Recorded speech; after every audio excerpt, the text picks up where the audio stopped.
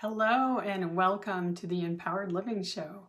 I am your host for today, Kimberly DuBrule, and I'm grateful to be here with all of you. I first met Paul and Roddy back in 2012 as a founding member of the John Maxwell team. And at my first Empowered Living community event, I quickly accepted the killer offer, and I've been on board ever since and excited, especially this year. This community has been a deep source of inspiration and encouragement for me, not to just survive, but to actually thrive this year, where much input that we're getting tells us that we should be down and that maybe it's not okay to be excited and happy and thriving. This community has been the opposite. It's been a true source for me, and for that I am so grateful. What empowered living means to me is that I am living my life using all of my God-given gifts and talents in my most optimal way. I love that word, optimal. My most optimal way. And because of that, I am impacting others and impacting the world in a positive way. So today I'm excited to share something central to me living my empowered life with you, and central to me helping others to do the same. And that is coaching. I am passionate about coaching. Passionate. I'm trying to control myself right now because I could do a dance about the magic and the power of powerful coaching because of the results that coaching has enabled me to have in my own life, and also all of the results I've seen my clients over the 18 years that I've been coaching. I've been able to see them and what has happened with them in their lives. I am a believer. But before I get to my 5 most powerful realizations about coaching and being coached, I'd like to share a little bit of my coaching journey with you. It all started back when I was going to college. I had big dreams, always had big dreams. God put big dreams in me right from the start. I've always wanted to live a big and beautiful life, and that meant experiencing the world. In fact, back in Springfield, Vermont, where I grew up, I was the one girl, I think, buying Vogue magazine and dreaming about all the places I would go in life. And so I went off to school, to college. I studied fashion merchandising. And then, as luck would have it, I decided to not leave Vermont, where I lived here my whole life. And because of that, my fashion options were very limited. So retail was pretty much it. And as I was working in retail, making very little money, one of my coworkers, whose husband owned a construction company, suggested I look into real estate. And so by age 20, I had a job. I was a realtor. I was self-employed at age 20. I've been self-employed my entire life. That is just crazy when I say that. So I went into real estate. I worked hard, I worked smart, I grew a great business, and I was working pretty much 24/7, 7 days a week, or at least it felt that way. And by age 25, I hit burnout. So right around the corner from my real estate office was my college. So I trekked over there one day to the career planning office, and they set me in front of a computer and had me take this whole assessment. I think it took maybe a half hour, 45 minutes. And the assessment was going to give me some ideas about what I could do with my life instead of selling real estate. What were the other options? What kinds of things would I be good at, basically? So I spent all that time, I did the whole thing, and I pushed the button to get my results. And when the results came up, it said, there are no matches. There are no matches.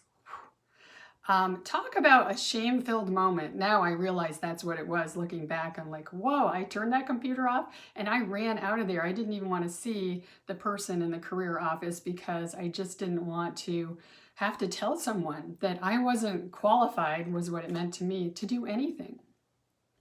So that really shook me up. And then I took a moment to thank God that I had a successful real estate career, because I guess even though that program didn't identify it, at least I was good at selling. and I was good at having a business. So my next stop was the bookstore. So I went to the bookstore, to the personal development area, which is an area that I love to spend time in. And many of you may have had the same experience. A book fell off the shelf at me. The book that fell off the shelf was called Take Time for Your Life by Cheryl Richardson. And Cheryl was about to become my first mentor.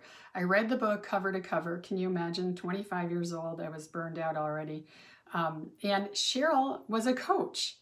I had never heard of such a thing. I loved it. I wrote down in my goals, I'm going to become a coach. I don't even really know what this means, but something about it lit a spark in me.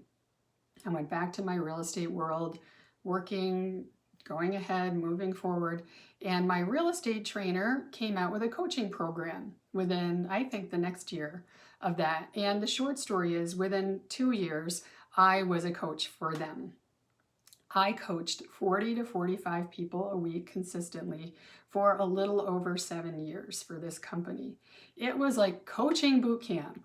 And what a foundation. I'm so grateful. There were many things that were super challenging about that time and working with that company, but it set me up to become a great coach and an irreplaceable experience. So on Friday the 13th of June 2008, after in the last 6 months or the previous 6 months, we had a couple of deaths, important, really sorrowful deaths in the family. And then our beloved firstborn son, our dog Fido, we had to put him down. I had one of those life moments where I said to myself, what is that you really want to do? Time is now, life is short, one of those kind of moments. And so I gave my notice and I left the training company and the coaching company and decided to go out on my own. That was June. Some of you might remember what happened in August of 2008. The stock market crashed. So lost all my money, all my savings. And not only that, I had been given clients for all those years. And now I was starting from ground up. And people were like, first of all, what is coaching? Many people, especially where I live, they weren't aware of what coaching was. And it was also a luxury. So I wasn't the only one losing money and pulling back. It was the world. So coaching was a luxury that people decided to relegate for, we'll do that later when we find out what's going on. So instead of taking a couple of months for my business to ramp up, it took me a good year. And even that now in the scheme of things doesn't seem so bad. But I just applied everything I knew from my real estate world and growing my real estate business to building my own coaching business. And it worked. And I am happy to say, fast forward, that now I've been coaching for a long time. I also do speaking. And I also train coaches, which is one thing that I never, again, that computer didn't have that in its database, right? So this is one thing I want to say to a lot of you today is the thing that you're going to do might not be in a database. This is what I tell my kids. The thing that you want to do might not be made up yet. When I was destined to become a great coach, coaching wasn't in that database. Right? So look for information in different places, but no, you can create whatever it is that you're going to create. And you might not know what it is yet, but everything you're doing every day is leading you in that direction. So please don't get hung up on not knowing exactly what it is. It will unveil itself to you. And that's kind of the message that I got from all of this. So now I really have this opportunity to work with people in a very deep and meaningful way. And after all these years, I have many realizations about the coaching business, but I chose 5 to share with you today because I just think that these are really important to think about. And the first one is that to become a great coach, you must first become a great client. So be a product of the product. We've heard that before, right? Get a coach, or coaches always have a coach, always be growing and moving forward. If you're not growing and moving forward yourself, your clients will outgrow you, first of all. But you also gain real respect for what it's like to have a great coach. you being on the client side of things, learn how to be a great coach based on what you see and how you're treated and how you're worked with. So I just think that that is so important, and it's really called walking the talk as a coach, right? If you're going to be a great coach, have coaches. My second point is to realize that my client has the right answer for them. My answer for them is not the right answer for them. Sometimes they might line up, but my client isn't going to know that necessarily. I really want to impress upon you, this is hard for a lot of coaches to get. We don't have to have the answers. We don't have to come up with the answers for our client. We are there to co-create with them, and our part of the co-creation is asking powerful questions to help them realize how smart they are and that they do have the answer within them already. So just trusting the process of coaching, just trust it.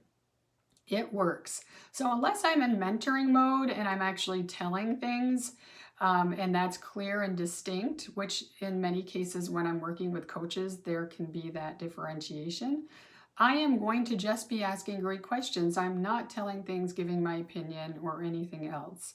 So make sure that you understand that your client has the answers. And if you're being coached right now, just know that you have the answers within you. All right, third, it's probably one of my favorite things about coaching. It's the word accountability. Accountability is one of the main reasons, or lack thereof, that people do not reach their goals.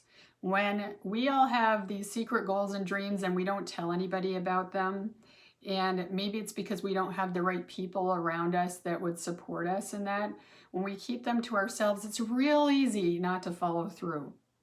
One of the best, most magical things about coaching is that your coach is going to hold you accountable. When you come to the next session, your great coach is going to ask you, tell me about your homework. What have you done since we last spoke? And I've had so many clients over the years tell me, well, I didn't do anything in the last week except for yesterday because I knew that our session was coming today, and they took action. And many times they feel badly about that, and I will tell them, hey, you took action yesterday because you had a session today. What if you hadn't had your session today? When would you have actually taken action? And then that's a breakthrough, right? So whatever it is, but accountability is so important, because when we know someone's going to ask us about it, we are way more apt to move forward. That's why we always say, if you have a coach, you're much more likely to move quickly toward reaching your goals than without a coach. All right, so accountability.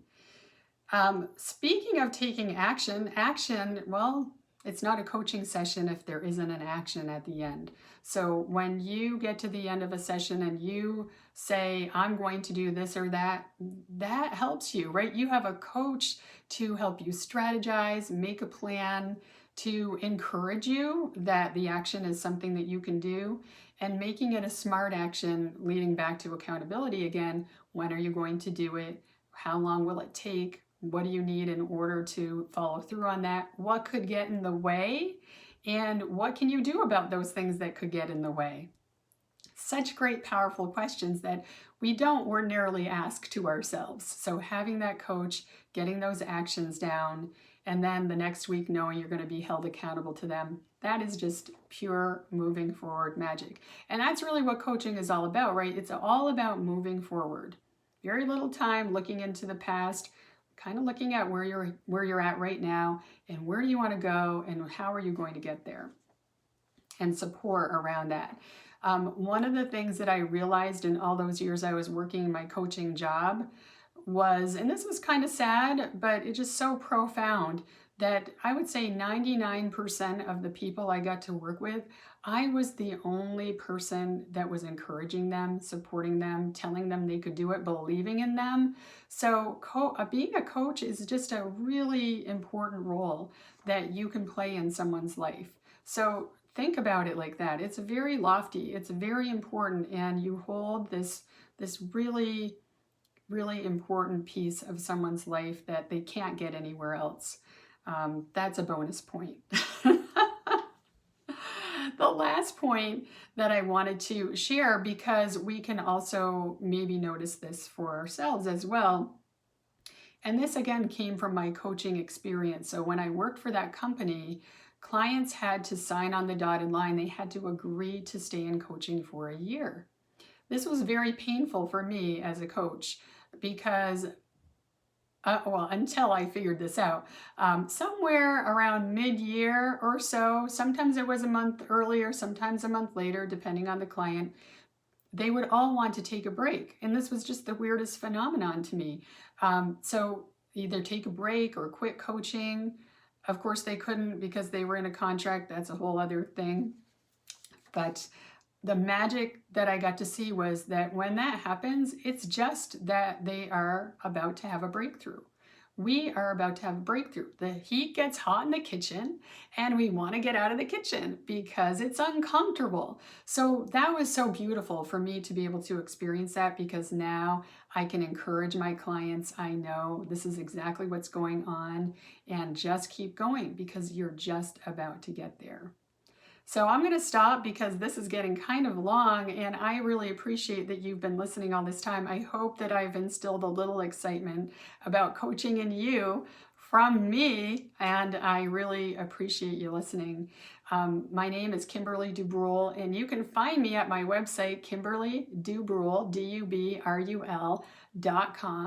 I would love to hear from you, and I look forward to continuing to be inspired by all of you. All of these show hosts and all of the comments and all of the connection on the Facebook page means so much to me, and I appreciate being a part of this community. And I thank Paul and Roddy for this opportunity to speak with you all today.